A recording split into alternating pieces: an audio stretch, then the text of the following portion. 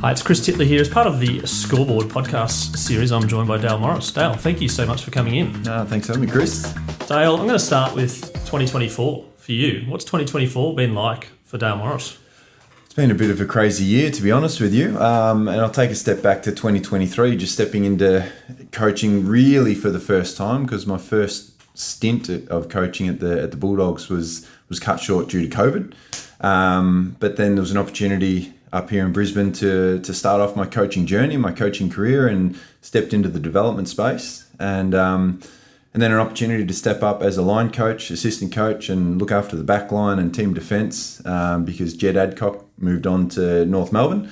And I thought, you know what, why not? Let's go for it. So it's been a steep learning curve in my coaching journey and coaching career. And the way that 2024 finished is just, it was epic. And it wasn't a smooth season, it wasn't an easy season, but it was a season where I got to learn a lot and I got to see some of the best in the business do their thing. So it was pretty unreal. Did you know much about Brisbane per se as a place, moving up here? No, so we moved a couple of years ago, not for the opportunity to work at the Lions. It was more a lifestyle choice between myself, my wife and kids. And footy, as a footy player, it can be a bit of a selfish sort of journey where a lot is about you. You've got to prepare, you've got to play, you've got the stress, you've got the pressure, and it can be quite selfish. And that's just the nature of the beast, because you kind of need to be this. You're talking the elite, the top tier of sport in the country. So you need that element of it, but it came to a point when career ended, and it was time to give back. My wife, my kids, I don't like saying sacrifice. They invested so much into me and my career and for me to be the best that I could possibly be. So it was a matter of giving back to them, and their dream was to move to Brisbane. Right. So, okay. Yeah. Excellent. Yeah, as a Brisbane through and through, that's a good dream to have. Exactly. And advocacy for the city. Yeah, and it was a dream for a long time, but then things were starting to turn pretty south in Melbourne with the COVID and everything during that time, and that we had other things going on. My oldest was starting high school in the next year, so it was like, all right, if we don't do this now and make the move, then we probably never will, because we'll be entrenched, he'll be in high school, and it'll make it really, really hard.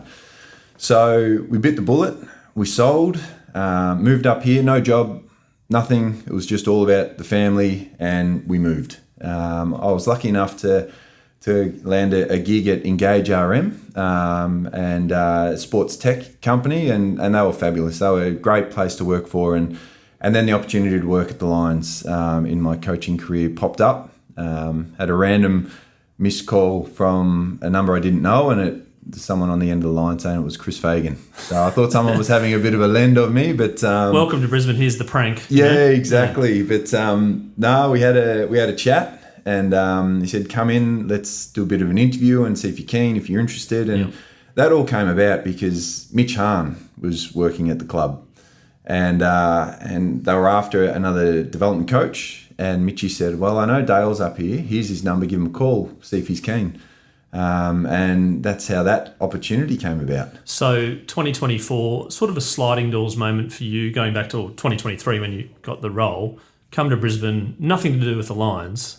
Now sitting here a year later as a part of a premiership, how does that make you feel? That's crazy. The Lions have been a very successful club for a long period of time already without quite getting there.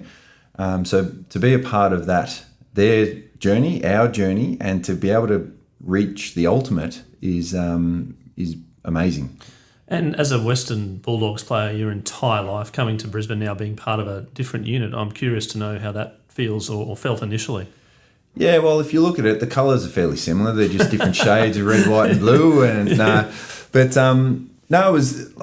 only ever known Bulldogs. Even after I finished playing and went into coaching for that short period, and then worked in the corporate space at the Bulldogs. So everything's been Bulldogs.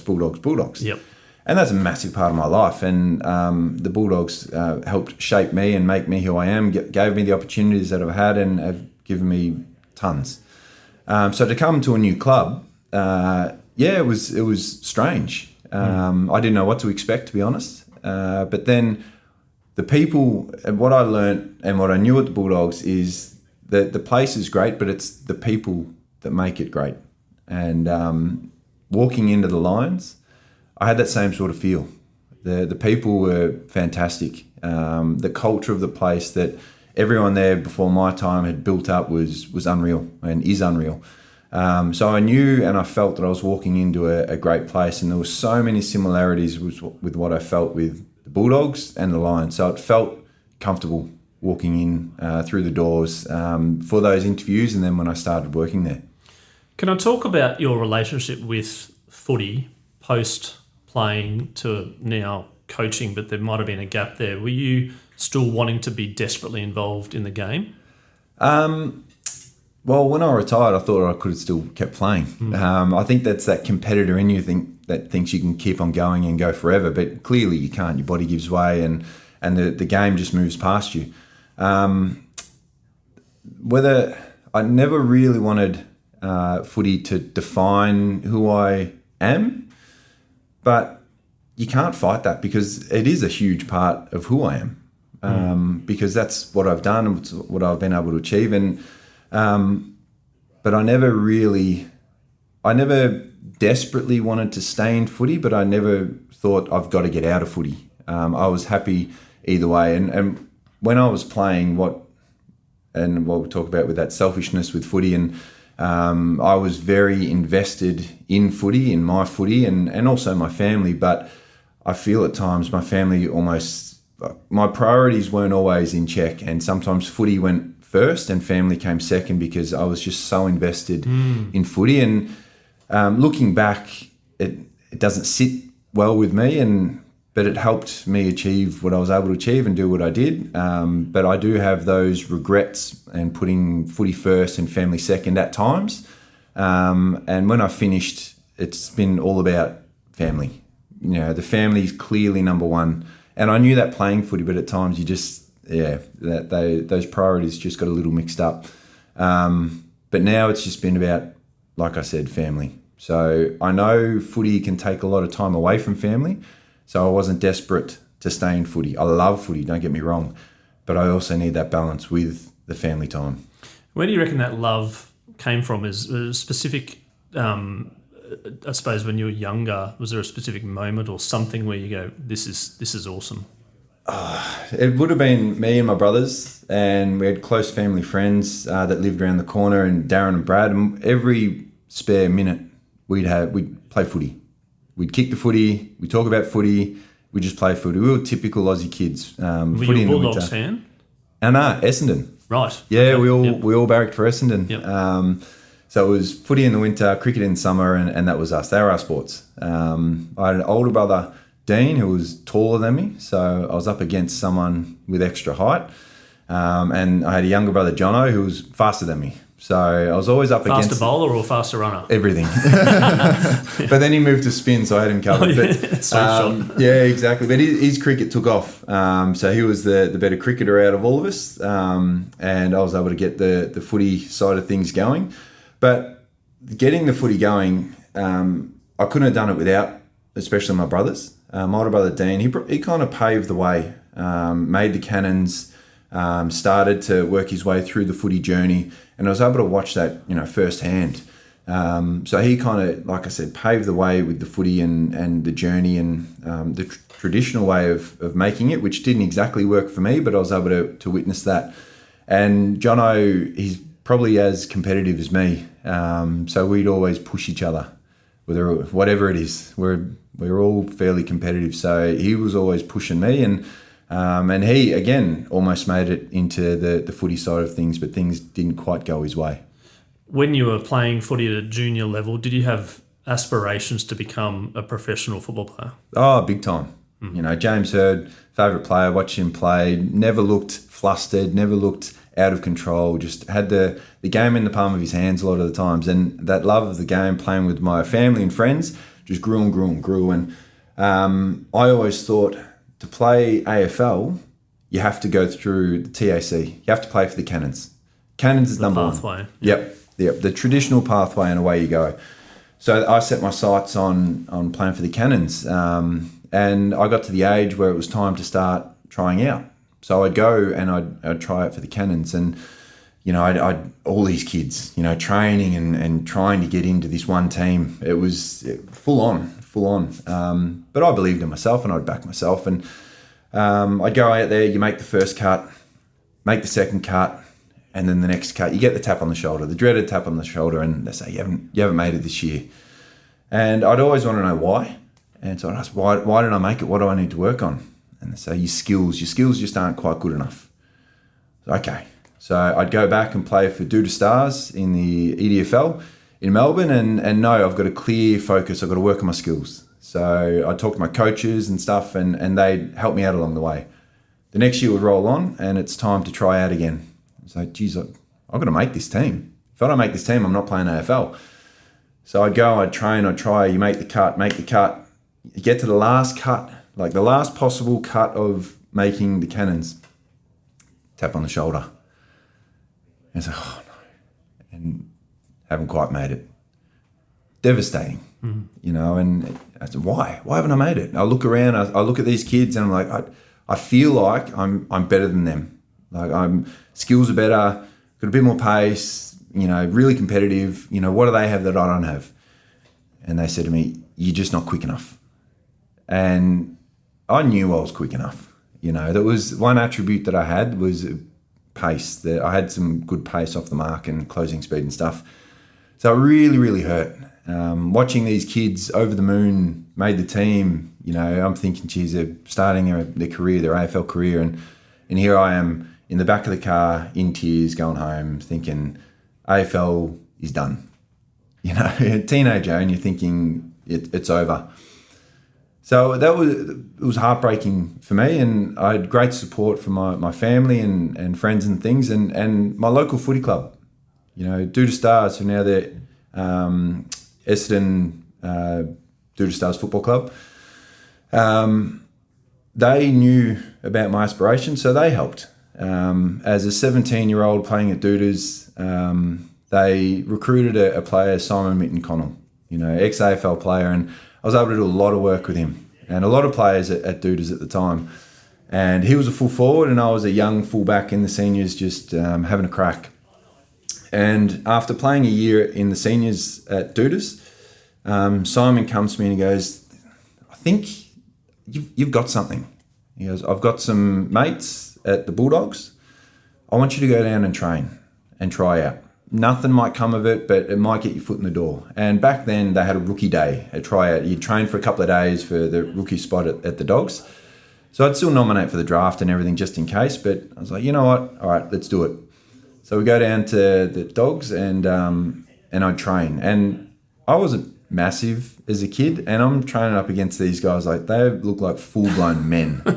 Yep. And so I'm up against them, and they're doing competitive drills and all these sorts of drills, and gave it everything. A couple of days, and I was knackered by the end of it. Gave it absolutely my all. At the end of it, the Dogs came to me and they said, not quite, but we want you to come and play for Werribee in the VFL. They're our affiliate team. So whoever doesn't play in the Bulldogs, they go back and they play for Werribee. We can keep an eye on you and watch you develop and progress. And they said, you know what? You never know. You never know. And I was like, let's do it, Mum and Dad hated it because they had to drive from West Meadows to Werribee 3 nights a week because they didn't have my licence. And so I put a bit of strain on them. But for the next 4 years, I went and I played for the Werribee Footy Club in the VFL. Started in the Development League and then was able to move my way up and get into the seniors for the last probably 2.5 years at Werribee. And during that time, I'd also send my videotape to all the AFL clubs. It started off with the VCRs. Yep. And then it moved the to... VHS, yep. Yeah, and then it... the VHS. And then it moved to... Well, the VCR went into the VHS. Yeah, that's right. And the DVDs. Yep. And then the USBs. Blu-ray? What about Blu-ray? Yeah, so I evolved with technology as well over the years. And Mum and Dad were great. They helped me put all that stuff together. These kids don't before know. all that. So you'd have to mail them out and everything.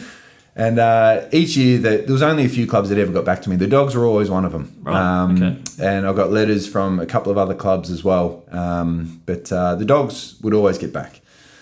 So at the end of each year, I'd also go and do a pre-season with the Dogs to try out and hopefully get rookied, maybe drafted if I'm really lucky. And the way I looked at it was, if I don't get picked up, I'm going to be that fit and ready for the VFL season that I'm going to be ahead of everyone else. So it's going to give me a leg up for the season, and then hopefully that's going to improve my chances to ultimately get drafted. That's a fascinating way of looking at a trial, really, or a camp, I suppose, is the massive positive to go, well, I'm competing with people that potentially, may be selected, therefore probably better than me, but therefore if I go back, then I'm going to be better than this group, so then I can improve. Yeah. Well, these were AFL pre-seasons. I'm training with Scotty West, Brad Johnson, Chris Grant, and I'm running around with these guys going, whoa, how good's this? And again, I had nothing to lose because I can take everything that I learn, everything that I can develop back to the VFL and implement that. And then during the VFL season, I get to play against AFL listed players.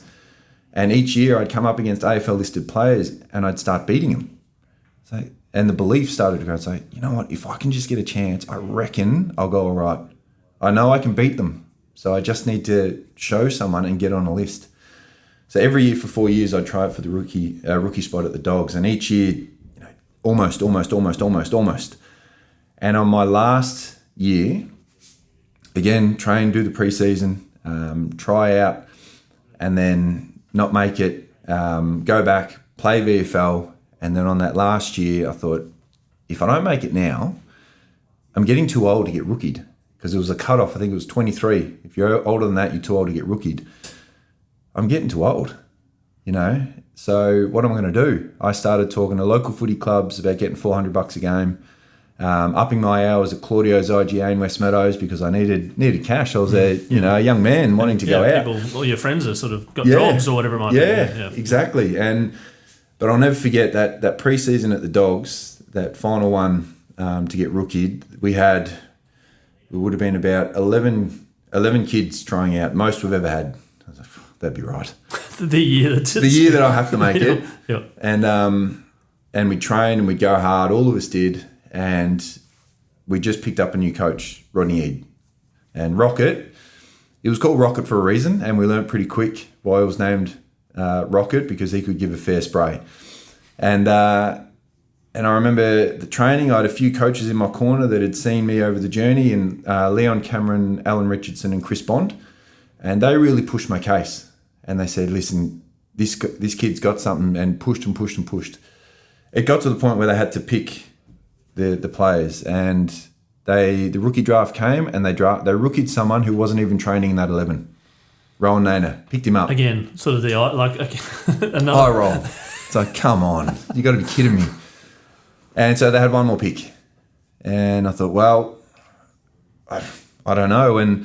But during this time, one by one, Rocket was calling all the guys trying out for the rookie spot into his office, and one by one they're coming out disappointed because they're not picking up. And then it was my turn, and I come in, Rocket's sitting there, and he goes, Dale, listen, you've trained really well. We're really happy with your progression, but not the but. And they said, but unfortunately, we're going to rookie you. And I was like, oh, that's okay. I was like, hang on, what was that? And he goes, you're getting rookied. And the smile on my face and the skipped out of the room, and that training session was one of the hardest ones we did all pre-season, but I did it with a huge smile on my face, and now the rest is history. So there was a lot of lessons learned and a lot of resilience over the years and over the journey to get just an opportunity. But having that positive outlook on things and leaving no stone unturned and just having a crack and seeing where it ended up ultimately gave me that opportunity, and that network and support that I had from the coaches, the family, the friends and everyone all came to that point in time. Lacing your boots up for the first game for the Bulldogs, how clear is it, the memories? Crystal. Never been to Marvel Stadium before that, or back then, what was it, Colonial or Telstra or one of those. Never been to the stadium before. So this is my first time going in. My first game, Chris Grant's 300th game. To to celebrate my first game with a club legend in his 300th was incredible. To say I was nervous was an understatement, but I also had this sense of calm and readiness because of the journey I'd had in the 4 years at Werribee, playing on AFL players, tall and small, and holding my own and beating them. I knew that I was ready. The nerves came because I just wanted to play well, but the calmness came knowing that I'd done the work. And running out on the ground, the cheer of the crowd and the smell of the grass was absolutely everything I'd visualised since a kid on playing my first AFL game, and then some. So each night, or many nights a week, I'd lie there and I'd visualise and I'd dream and I'd think about what would it be like playing AFL. Running out and hearing the crowd going nuts. The smell of that grass, the feel of the air, and using all your senses and almost getting chills up and down your spine like you're actually there. And then to have that moment was incredible. Rolling out, first opponent, Mark Rasciuto. I come out and I'd always shake hands with my opposition as a sign of respect. Every game, shake their hands, wish them well because it's a game.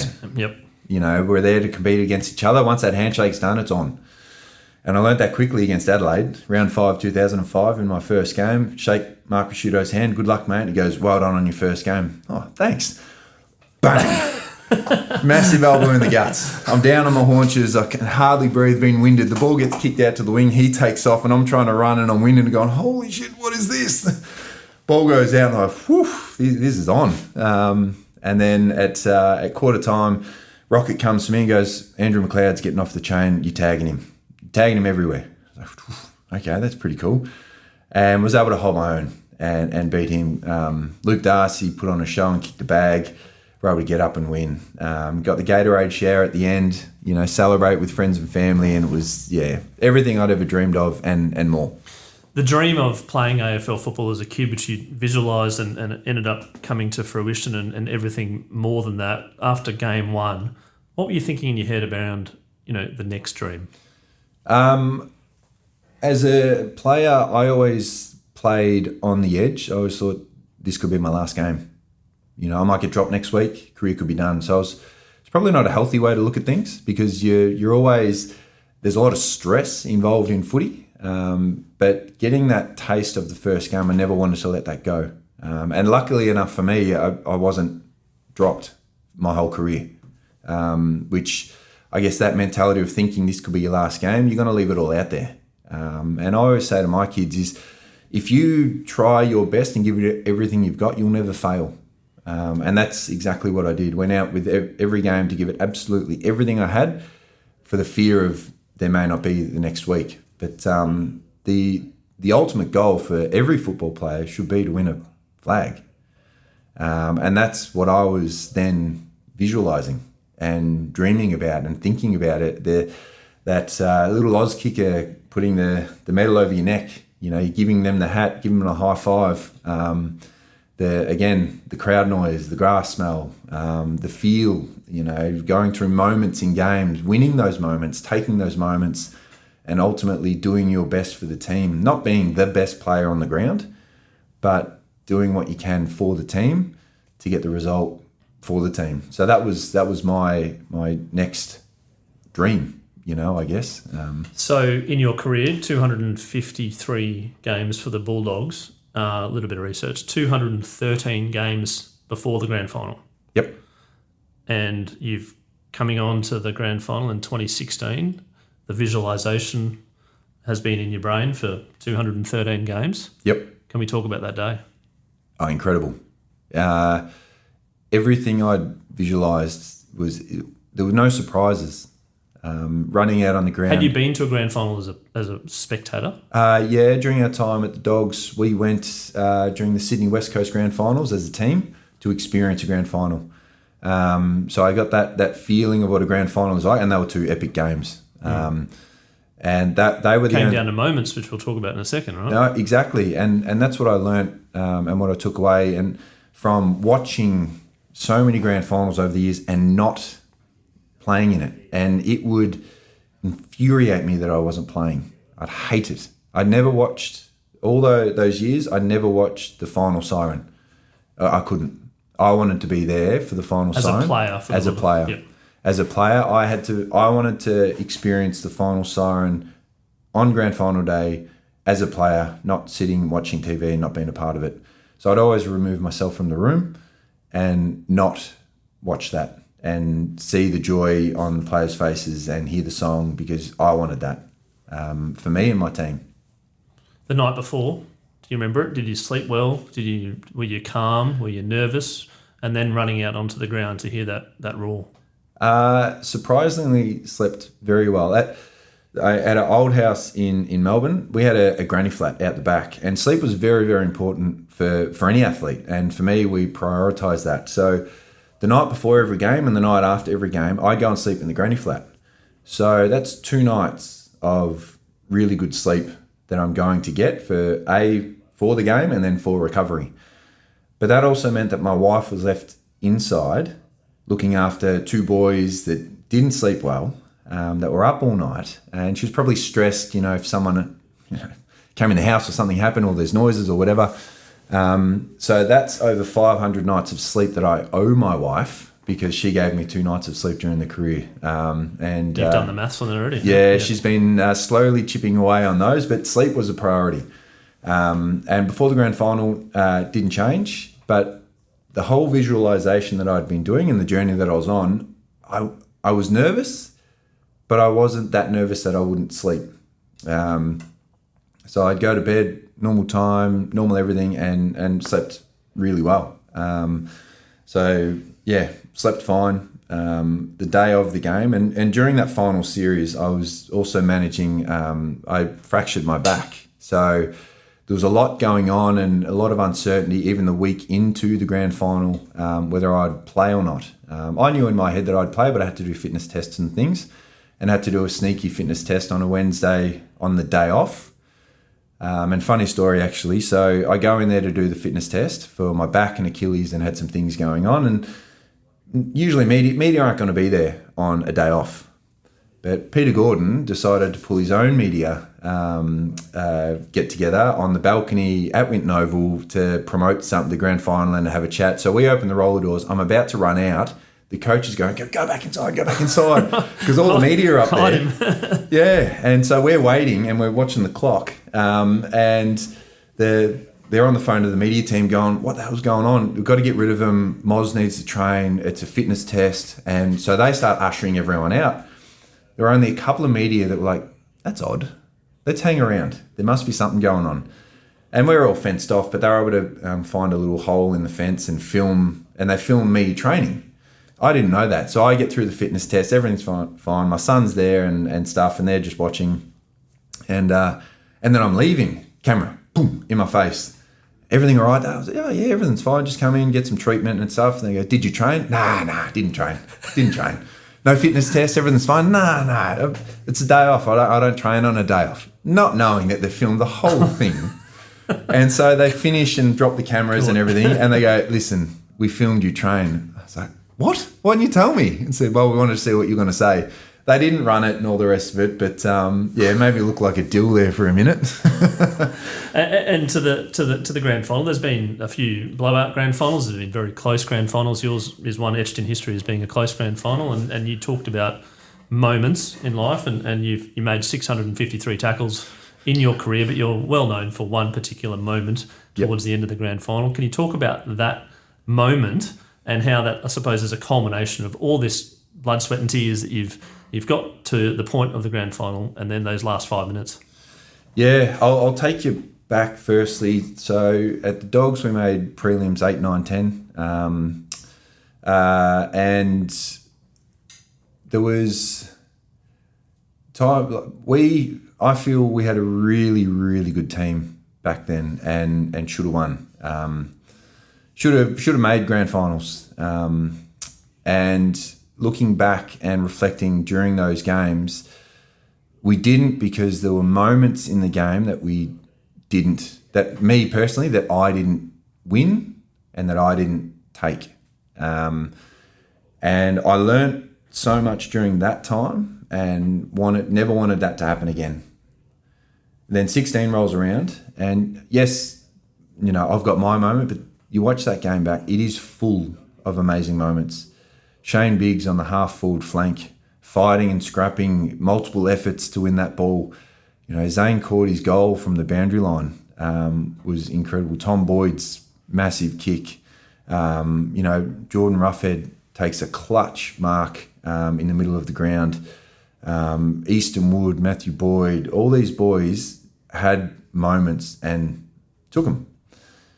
And I guess my moment on Buddy, I knew I'd always do a lot of research on my opponents coming in. I'd study them, I'd look at what they're really good at and work out how to beat it, but I'd also look at what they're not so good at and how I might be able to expose that. And I'd also look at other things on maybe what they're like during the game and what's worked, whether getting stuck into them, roughing them up, hitting them, whether they go missing, or whether giving them space and maybe just talking to them, keeping them calm, puts them off their game. And I saw with Buddy in previous games, and I learnt lessons on this as well, that if you get stuck into him, it almost fires him up and he wants to prove a point. So I didn't want to do that.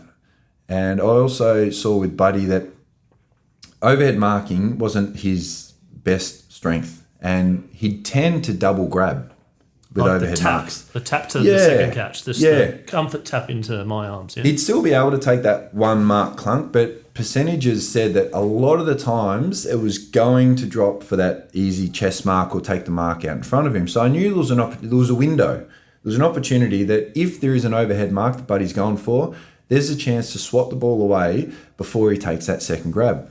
And during that play, I was in great position on Buddy. I'd beaten him to the outside. Sydney was shaping out from a kick in, I reckon, but then they cut inside. So my positioning has gone from really, really good, strong positioning to now I'm vulnerable. He's got the middle. So I quickly had to adjust, and the kick goes straight to him. And Buddy's a beacon. They'll kick it to him wherever he is. And the ball I noticed was up high. So he's going to try and take an overhead mark.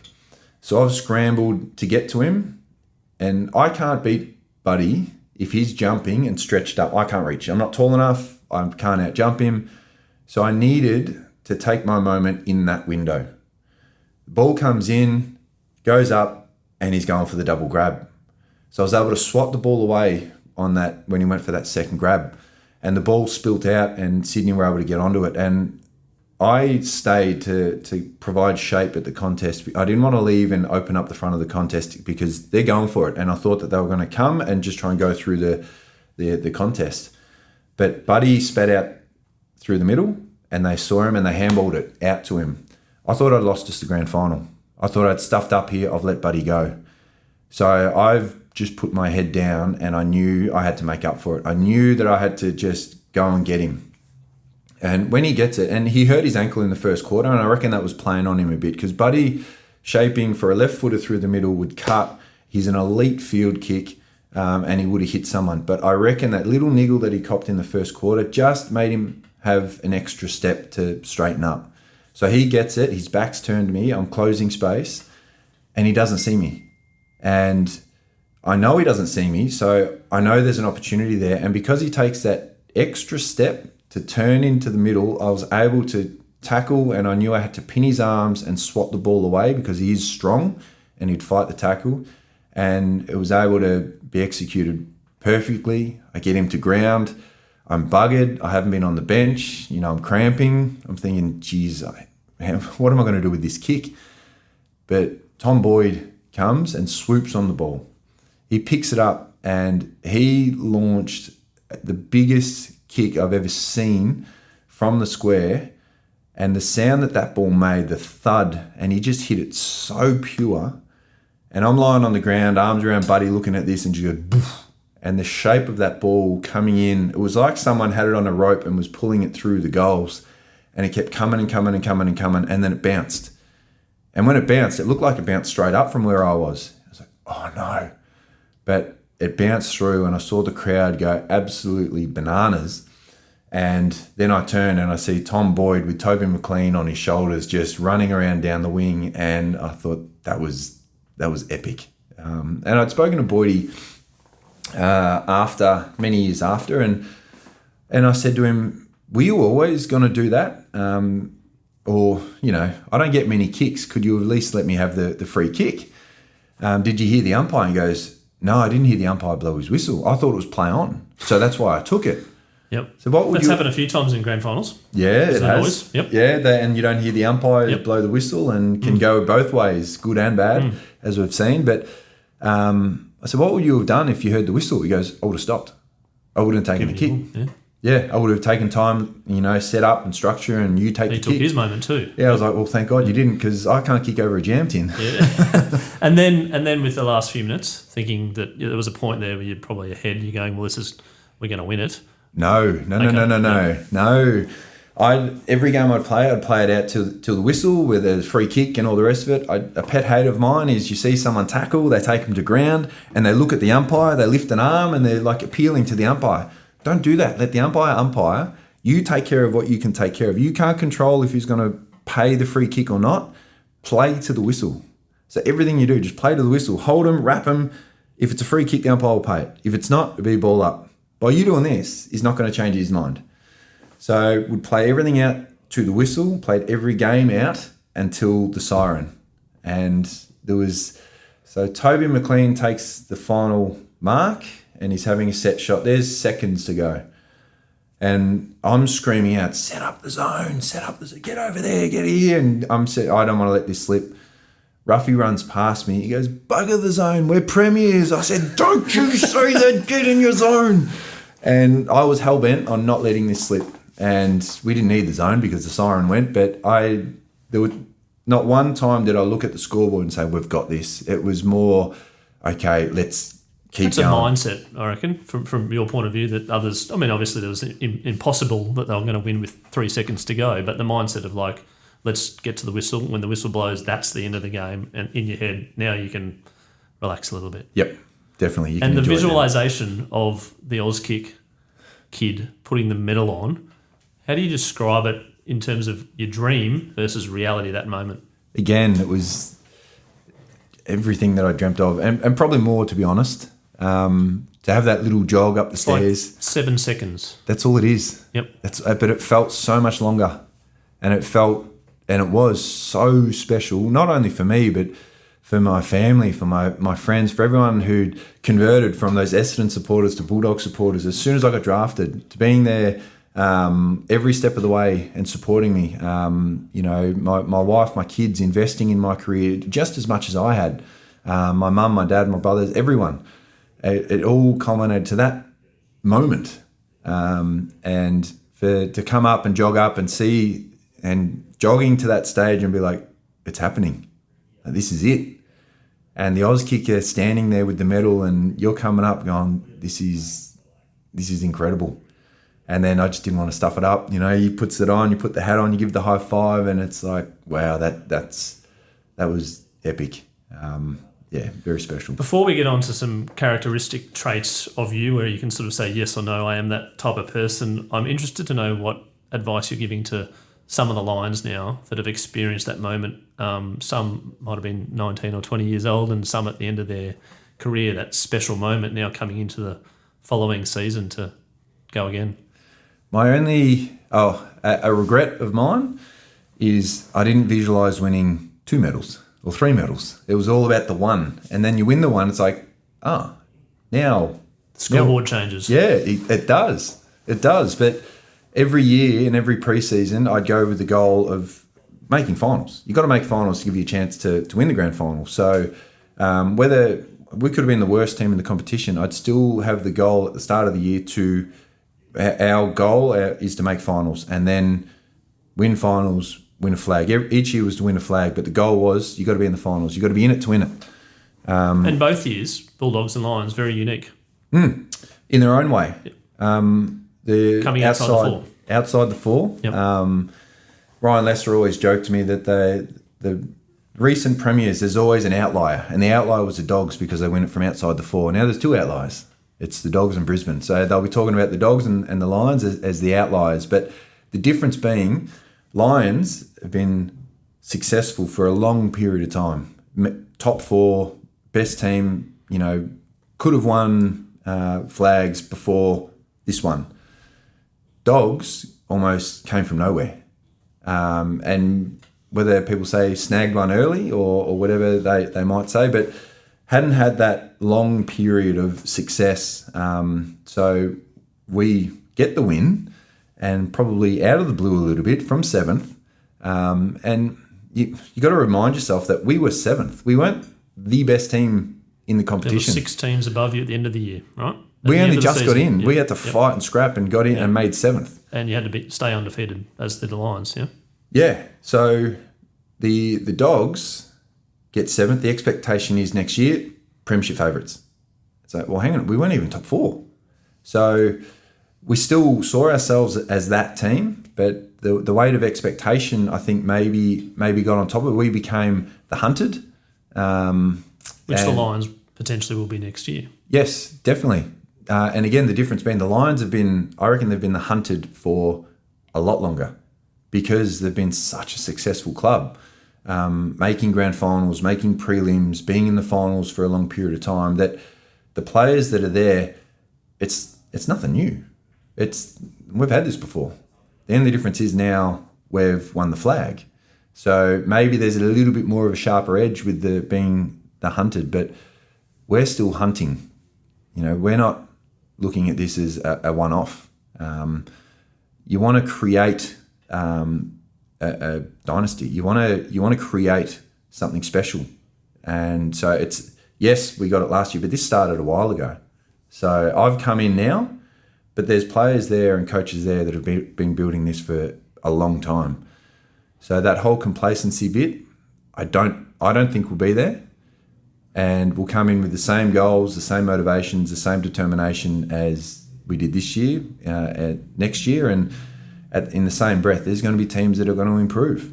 There's going to be teams that are going to want that mantle. And that's the nature of the beast. You saw it this year, teams improve out of sight. So it's going to be an interesting year, and you can't afford to be off, 1%, 2%, 3%.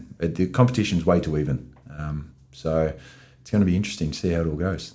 All right, let's get on to some fun stuff. I'm going to throw a word at you, and you're going to say whether you're that person or not, and potentially why. I'm going to start with confident. Yes. You're a confident person. I'm confident in myself. I'm confident in my ability. I'm confident that I know what my ceiling is with my ability when it comes to my ability. I'm not a amazing kick who can dart a ball 50 metres, but I know what I'm good at.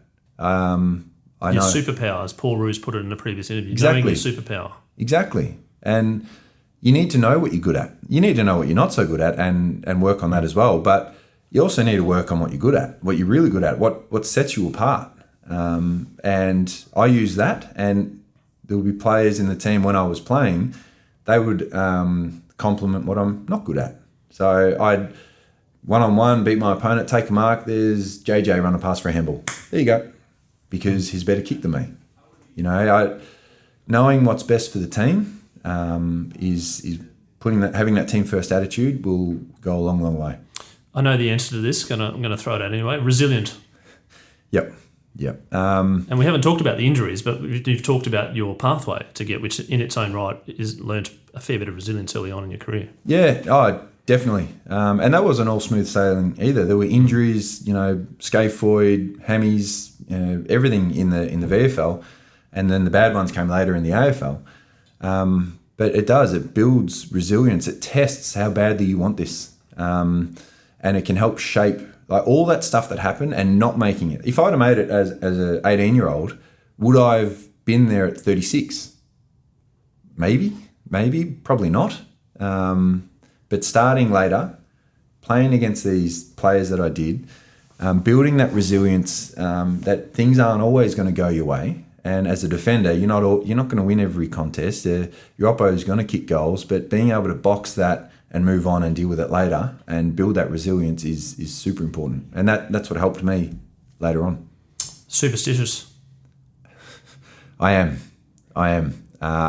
If a football player tells you they're not, they're lying. There will be something there that they do that means nothing at all, but helps them play the best that they can. Me? Yeah. Righto. I'd always wear blue jocks. Always wear blue jocks to play. Blue was a winning colour, so I'd wear it. Lacing up my boots, I do left foot first, right foot second, all the time. Don't know why. Just did. Never used my left foot, so it didn't really matter. Yep. Shake hands with the oppo before every game was another one. Whether it's a superstition or not, the sleep before a game in my own room. I guess a little bit. Yeah, that's a little bit of a superstition. I don't know. Yeah, what routine. people's sleep patterns And that's are. the thing, routine and Yeah. superstition. It's a fine line between the two of them. Yeah. I guess they were the main ones for me. I'd always bring my own socks. I never, players get given socks each week from the property steward, but I'd always keep my own, wash them, and there's, on the AFL socks, there's a little AFL logo, right? And sometimes when the property steward, they do the washing and pair the socks, both logos will be facing the same way. I'd like them facing out on both legs. So if I had odd socks, the AFL logo on my left would be pointing out and on my right would be pointing, I couldn't do it. So I'd unfold a lot of socks to find the opposite one so they're pointing out. I couldn't play with the AFL logo pointing the same way. It meant nothing at all. To anyone, but now you've shared it to the world, so that's great. Well, hopefully they will. Empathetic. Yes. Yeah. You need to be empathetic. You need to understand what people are going through and be able to relate with them. It's a key attribute, I feel. Definitely. Serious. Yeah. You're a serious person? There's times when you need to be serious, yes, definitely. Don't get me wrong, I played footy for the fun, but I'd like to call it serious fun because it's not all fun and who cares and be blasé. This is serious fun. You want to get out there and you want to have fun, but there is a very serious element to playing AFL footy. There's injuries, there's careers. Being an AFL player is a very strange job. Close mates, very close mates when I got drafted. And we're all fighting for one position. I was lucky enough to get that position, which ultimately cost my mates their jobs, which ultimately they get delisted and have to look for other jobs. And over the journey, and lucky enough to play a long career, and then players come and go and your mates, you're with them every day and then all of a sudden they get delisted and they're not there anymore. You still see them outside of footy and stuff like that, but it's a very, very strange job, unique job where you're competing against your mates for the same job, which can then either cost you or them their career. Structured. Yep. Goes along a little bit with that superstition, I suppose, doesn't it? Yeah. It does. It does. So you sort of, if something's a little bit amiss, you feel it. I used to be very, very structured, probably the majority of my career until I hit about late 20s, early 30s when you have kids and structure's out the window. Mm-hmm. But before that, very structured with what I ate, when I ate, with everything that I did, because if I didn't, I can't play well. And then you soon realise when you have kids in particular that there's key things that you need to control the controllables. Those things that you can, what you eat, you can control. When you eat it, sometimes you can't because the kids are messing up. They could hurt themselves. You've got to run them to the doctors. You've got to do these things. But you can control what you're eating. Whereas before I needed to control everything about that. So that structure, it didn't completely go out the window, but it had to be more flexible because life happens. You can have the best laid plans and structure in the world, but spanners get thrown in the works. You talk about injuries during the Dogs in 16, and I injured my back and fractured my back there after the first final against West Coast, we played against Hawthorn at the MCG. And that was, I had injections in my back, nerve killing injections to be able to play because of the pain and things. After playing that game and flying back, the day of the Hawthorn game at the MCG, I woke up and I could not move. And you talk about, I like to get up and stretch and move, and I was stiff as a board. I rang the physios at the Dogs and I said, we're in trouble. I can't move and it kills. They said, get your stuff. I'm usually early. I get there, a few hours before the game where everyone's a couple of hours. I'd get there super early. So you'd get there when there's you can hear a pin drop. Yep. You can just, and are you visualising? Yep. It's the calm before the storm. I like to get there and we played a lot of games at Marvel. I'd get there. The trainers are still setting up. They haven't even put the sponsors' logos on the walls, but it just became second nature. Oh, Moz is here. Yep, beautiful. And what? Just on that, what was your best time to play that you thought? I liked the Arvo games. The Saturday or Sunday Arvo games. Yep.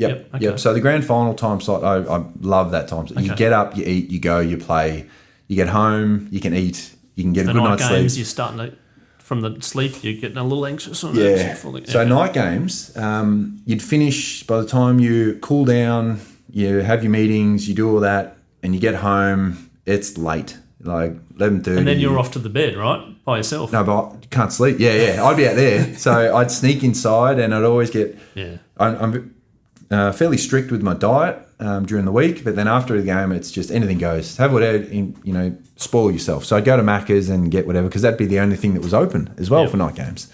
So I'd get home, not make any noise, go out the back door, straight in the granny flat, sit on the couch, Macca's everywhere, Xbox on, ready to go. Didn't watch the replay? No. Okay. So, but I was a shocking sleep. Could not sleep. After the night games? No, couldn't sleep. So I'll be lucky to get 3-4 hours sleep after a night game. And I didn't have to review the game, because after every game, my parents would ring me. And between them, they never missed a game, right? Interstate, at least one would go. So after every game, I'd get a call. If I'd played a good game, Dad would call. If I played a not so good game, Mum would call to make sure I'm okay. Dad wouldn't talk to me for a couple of days, and then he'd ring me and go, what the hell are you doing? So they had a little conversation, you reckon they were going, it's good about, no, you call. Yeah, pretty much. They're assessing my game on the way home, and then they knew when I'd be driving, and if it was Mum, and it was you'd see who was ringing. Yeah, Mum's ringing going, geez, was I that bad? Where's Dad? So I had instant feedback from all of that. But definitely that day time slot was the best way to play. But I'd, again, get there super early for the calm before the storm. I'd get out on the ground, and we're playing at Marvel Stadium with a roof over the head. So the surface never changed, but I'd check the surface. I'd go out and see how soft it is. I'd take my molds, my screw-ins and my hybrids to every game, just in case I need them. And I'd take a spare pair if I have a blowout and if something would happen. I'd take multiple socks for the same reason. How's your suitcase for an overnighter in Sydney? I'm a serial overpacker. It's massive. But I'd go out there and I'd pace the ground. I'd start in the middle. I'd go down to the square. I'd check the 50, check the other 50 in the square. Just go to make to the sure wings. it's all lined up and everything. Yep. The ground never changed, but I'd do the same thing. But for me, it was all about the preparation, because as soon as that siren goes, anything can happen. So it was about just ticking those boxes. I'm ready. Whatever the game throws at me now, I've got it. So it gives you a sense of calm and readiness for that chaotic beast, which is the game. I didn't play a good game every game, but I felt ready for every game, whether that's looking at my opponents, checking the ground out, overpacking my suitcase or my footy bag. I never sat there and stressed and thought, have I got this? Have I done that? It was just tick, you just get ready to play now. One final question. You're a visualizer. I can sense that. You've told me about the visualization, playing your first game, getting the AFL medal. Now you're sitting here as working with the Lions. What's the visualization for Dale Morris now in the future? Yeah. To be honest, I battled with this when I finished because it's so clear when you're playing footy what that ultimate goal is. So great, I'll visualise, I'll think it, I'll dream it, I'll feel it, I'll do all that. And then when I finished, it was a bit of, what now? What am I going to think about? And it took a little while, but then what are my priorities? My family, and visualising, having fun with them, giving them everything that they deserve, and paying back everything that they've given me and things really helped me with that visualisation. And that's going to look different for everyone. Because everyone's got their own kids and circumstances and whatever, and their dreams as a family on what they want. But at the same time, and when I got the gig at the Lions, I was like, how cool would it be to win a flag as a coach? Even though I was a development coach. And so you start lying back and thinking up in the box, grand final, geez, it'd be nice if we're smashing them at half time and cruising to third quarter and the final just happened. Knowing that we've got it. Actually, not till the final siren, by the way. Yeah, I know. It's a bit different when you're a coach, but you still don't take the foot off the gas. But you do look up and go, geez, we're going all right. And then we got it. But learning my lessons from Dogs days, it's like, let's do it again.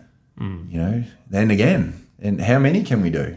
And so it's a bit of an open book with the visualization, and I'm a bit of an open book with my coaching journey too, on where that takes me. People go, "Oh, you're coaching now. You want to be a senior coach?" I don't know. Fags does an incredible job with the being a senior coach. Bevo, same thing. All the coaches I've had through my career, I've learnt so much from. Is that for me? Maybe. Don't know. I'm 2 years into my coaching career. I'm a bit of an open book, so we'll see how it goes. Dale, thank you so much for coming on the Scoreboard podcast today. Very much appreciate you taking your time and giving us the journey of Dale Morris and where it might lead, and looking forward to catching up. No worries. Thanks for having me.